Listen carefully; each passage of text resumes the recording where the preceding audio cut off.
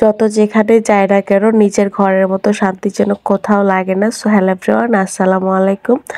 আশা করছি সবাই ভালো আছেন। আলহামদুলিল্লাহ আমিও ভালো আছি আপনাদের দোয়া এবং আল্লাহর অশেষ রহমতে। তো আজকে অনেক দিন পরে নিজের বাসায় চলে আসলাম, আর নিজের বাসায় চলে এসে ভিডিওটা শুরু করে দিলাম। মানে অনেক কাজ করে নিয়েছি, দুপুরের খাওয়া দাওয়া করে নিয়েছি। বাসায় এসে দেখি আমার হাজবেন্ড খুব সুন্দর করে ভাত রান্না করে রাখছে। তো ডিম ভেজে তারপরে খেয়ে ফেলেছিলাম। এখন সন্ধ্যার সময় আমি রান্না করতে চলে আসলাম। যে বাসায় এসে দেখি একেবারেই কিছু নেই। মোটামুটি আগেই সবকিছু শেষ হয়ে গিয়েছিল। তো আমার হাজবেন্ডকে বলে রেখেছিলাম যে সবকিছু যেন এনে রাখে। তো ও আনে নাই। তো আমাকে যখন বাসায় আসি দেখি যে কিছুই নাই, তো বলার পর বলল সেজন্যই তো বলছিলাম একদিন পরে আসো। তো আসলে বাজার করতে গেলে কিছু আইটেমের পৌষ মাস আছে না, সেটার কাতারে আমার জামাই পরে আর কি।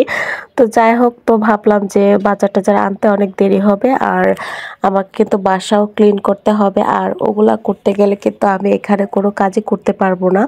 তো যাই হোক, আমি খুঁজে দেখলাম যে পোলার চাল একটু আছে আর ফ্রিজে একটু মাংস আছে। তো তার জন্য ওগুলাকে নামাইয়া ভাবলাম যে একটু মাংস রান্না করে আর একটু পোলাও রান্না করে ফেলি, তাহলে দেখবি যে পোলাও না প্লাউ রান্না করে ফেলি, তাহলে দেখবি মানে তাড়াতাড়ি হয়ে যাবে। তো যাই হোক, এখন এই তো মাংস কিছু মানে টুকিটাকি ছিল, তো ওগুলাকে আমি বের করে নিয়েছি। আর এখানে আলু পেঁয়াজ তো নিয়ে নিয়েছি, একটু ওগুলাকে কেটে নেব।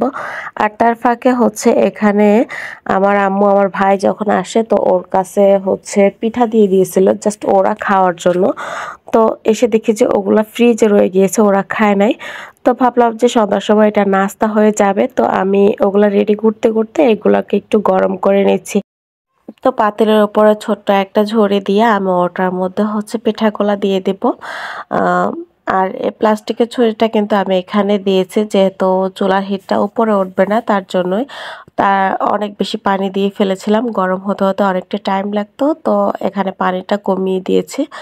তো এখন পিঠাগুলো দিয়ে দেবো আর কি। তো আমি এখানে দুইটা পিঠা দিয়ে তারপর আমি অন্যান্য কাজ করতে চলে গিয়েছিলাম। এখানে আমি প্রথমে দুইটা দিয়েছিলাম, পরে কিছু আরও এটার ফাঁকে ফাঁকে দিয়েছি, দিয়ে তারপরে একসাথেই গরম করে নিয়েছি। ভাবলাম যে বারবার করতে অনেকটা টাইম লাগবে, তো তার জন্য নিয়েছি আর কি। এখানে আর আমি চলে আসলাম এই যে পোলাওটা ধুতে, আর পোলাও চালগুলো এখন একটু ধুয়ে নেব। আর ধুইতে ধুইতে আমি এখানে কিছুটা পানিও রেখে দেব, কারণ আমার যে ছোটখাটো কয়েকটা গাছ ছিল ওই গাছগুলো একদম শুকায় কাঠ কাঠ হয়ে আছে, তো ওগুলোর মধ্যে পানি দিতে হবে। তো ভাবলাম অনেকদিন যেহেতু গাছ কিছু পায় না, তো তার জন্য চাউলের পানিটাই দেই। এখন একটা পাতিলের মধ্যে চাউলের পানিগুলো রাখবো। তো প্রথমে আমি চাউলটা ধুয়ে নিলাম, কারণ চাউলটা অনেক আগে একটু ধুয়ে নিলে দেখা যায় যে পানিটা ঝরে যায় আর পোলাওটা অনেক ঝরঝরা থাকে। তো তার জন্য আমি আগে পানিটা মানে চাউলগুলো ধুয়ে পানিটা ঝরিয়ে রেখে দিব, আর সাথে সাথে অন্যান্য কাজগুলো করব, ওখানে পিঠাগুলো হয়ে যাক। আর এখানে আমি ছোট ছোট কাজগুলো যেগুলো আছে, তো বাসায় এসে দেখলাম যে আদা বাটা ছিল না, রসুন বাটা ছিল, এবং আলু পেঁয়াজ ওগুলোও কাটতে হবে। আসলে সব কাজে থাকে একদম পুরোপুরি অগোছালোই মোটামুটি ছিল, তবে এসে যে জিনিসটা ভালো লেগেছিল, আমার হাজবেন্ড কিন্তু খুব সুন্দর করে বিছানাগুলা গুছিয়ে রেখেছিল। আমি অনেকবার মানে বাড়ি থেকে যে এই পর্যন্ত আসি কখনোই বিছানা গোছানো পাই না। তো আমার হাজবেন্ড বিছানাটা খুব সুন্দর করে গুছিয়ে রেখেছিল এবং আমার জন্য ভাত রান্না করে রেখেছিল। আসলে খুবই অবাক লাগে আর কি। এই জিনিসটা দেখে আমার খুব ভালো লাগছিল যে ও আসলে কখনো তো কাজগুলো করে না, কিন্তু করে রাখছে, যে ভালো লাগছে আর কি। তো যাই হোক, এখন আমার এখানে ধোয়া টোয়া শেষ, আর এখন আমি এগুলাকে কাটাকাটিও করে নিয়েছি অফ ক্যামেরায়। তো এখন এগুলাকে একটু ধুয়ে নেব, ধুয়ে রেখে দেবে এক সাইডে।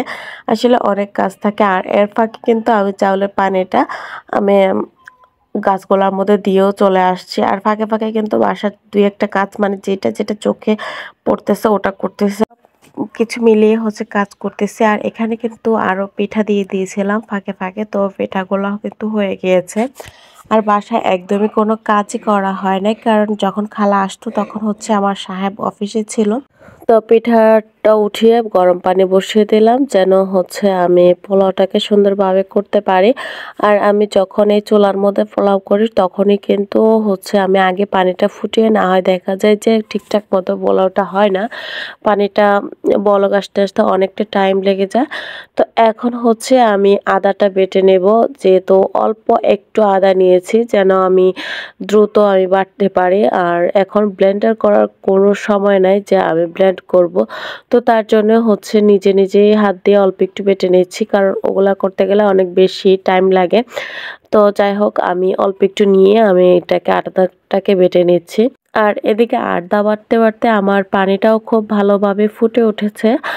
ফুটে নাই, ব্যাস অনেকটা গরম হয়ে গিয়েছে। আর এখনই হচ্ছে আমি কাজটা শুরু করে দেব। তো আদাটাকে একটু ভালো করে নিপিস করে বেটে নিচ্ছি। ব্লেন্ডার যেহেতু করি নাই, আর আমি হাতে বাটার অভ্যাস আমার খুবই কম। আমি হাতে কিন্তু ঠিকঠাকভাবে বাটতে পারি না। তো যাই হোক, এখন তো যাই করতে হবে, এই ছোটখাটো কাজগুলা কিন্তু মাঝে মাঝে করতে হয়। আর এখানে পানিটাও বেশ গরম হয়ে গিয়েছে। পানিটাকে উঠিয়ে আমি এখন চুলাটার মধ্যে আগে হচ্ছে পোলাওটা করে নেব, যেহেতু পানিটা গরম হয়ে গিয়েছে। তো আমি সবকিছু আগে মানে আগের কাজটা আগে করে নিচ্ছি। আর ফাঁকে কিন্তু বাসার অনেক কাজ, ধরেন যে প্লেটগুলা ছিল ওইগুলাকে নামিয়ে করে নিচ্ছি। তো ধুয়ে আবার রেকের মধ্যে উঠিয়ে রাখছি। আসলে ভিডিও কিন্তু এত দ্রুত করতে পারছি না, এলোমেলো হচ্ছিল। তো তারপরে হচ্ছে যেহেতু অনেকদিন করে ভিডিও আপলোড করা হয় নাই, তো ভাবলাম যে একটু ভিডিও ক্লিপ নেই। আর যাওয়ার আগে যে ভিডিওগুলো করেছিলাম সেই ভিডিওগুলো কিন্তু এখন পর্যন্ত আমার আপলোড করা হয় নাই। ভাবছিলাম যে গ্রামে গিয়ে আমি খুব ভালোভাবে ভিডিও আপলোড করতে পারবো, খুব ভালোভাবে ভয়েস দিতে পারবো। বাট ওখানে যাওয়ার পর যেন মানে এত অলসতা আসে, আম আসলে কোনো কাজই আমি ঠিকঠাক মতো করতে পারতেছিলাম না। আসলে মনে হয় যে নিজের বাসার মধ্যে নিজেই সব কাজটা স্বাচ্ছন্দ্য মতো করা যায়। সেজন্যই হচ্ছে আমি দ্রুত চলে আসছি। আরও ১-২ দিন থাকতে পারতাম। যেহেতু বাচ্চাদের রেজাল্ট দিয়ে দিয়েছিল, তো আমি যেহেতু বাচ্চাদের রেজাল্টগুলো আনতেই যাই নাই, তো ভাবলাম যে আরও ২-১ দিন থেকে যাই। তো পরে আমার আরও বিশেষ একটা দিন আছে। তো সেই দিনটার জন্যই কিন্তু আমি দ্রুত চলে আসছি। জানি না ওই দিনটা ঠিকঠাক মতো পালন করতে পারবো কিনা, কাটাতে পারবো কিনা। তো তারপরেও হচ্ছে আমি চেষ্টা করব যেন ভালোভাবে কাটাতে পারি। আর আপনাদের সাথেও শেয়ার করার চেষ্টা করব, যেহেতু আপনাদের কাছে মানে সাথে ছোটখাটো বিষয়গুলো শেয়ার করে থাকি। তো ওই দিনটার কথাও শেয়ার করব। তো সেটার জন্যই হচ্ছে আমার বিশেষ করে আশা। আর আমার মনে হয় নিজের কাজগুলো নিজের বাসায় ঠিকঠাক মতো করা হয়, অন্য কোথাও করা হয় না। তো এখন তো এই যে পোলাওটা হয়ে গিয়েছে। আর এখানে হচ্ছে আমি বসিয়ে দিলাম মাংসটা। তেমন কোনো খাবারই আজকে রান্না করব না। আর এমনিতেও আমি খুবই সিম্পল, একদম নরমাল হালকা পাতলা খাবারই সবসময় রান্না করার চেষ্টা করি। অতিরিক্ত ভারী কোনো খাবার রান্না করি না। আমার যতটুকু প্রয়োজন ততটুকুই করি। এটা নিয়ে অনেকে অনেক সময় কমেন্ট করে আমি এত কম রান্না করি, এক আইটেম রান্না করি। আসলে আমি হচ্ছে বাসায় আমার বাচ্চারা অনেক ছোট দেখা যায়, ওরা মাংস হলে আর কিছুই খেতে চায় না। তো সেইজন্য হচ্ছে আমি বেশি কিছু রান্না করিও না। কারণ আমার বাসায় একটা আইটেম হলেই যথেষ্ট হয়ে যায়। তো আমাকে অনেকে অনেক কমেন্ট করে বা কথা বলে, তো আমি ওগুলাতে কিছুই মনে করি না। কারণ যার যতটা প্রয়োজন আর যে যেভাবে খেতে পছন্দ করে, আসলে ঠিক তারা সেভাবেই কাজ করে। এগুলো আমার কোনো খারাপ লাগে না, আপনারা বলতেই পারেন। তো এখন হচ্ছে আমি এটাকে ভালো মানে আদা রসুন সবকিছু যা লাগে মাংস রান্না করতে সবকিছু করে নিয়েছি। আর যেহেতু ক্যামেরা অন ছিল, তো তার জন্যই সবকিছু করে নিয়েছি। তো আজ এ পর্যন্তই। সবাই ভালো থাকবেন, সুস্থ থাকবেন। আল্লাহ হাফেজ।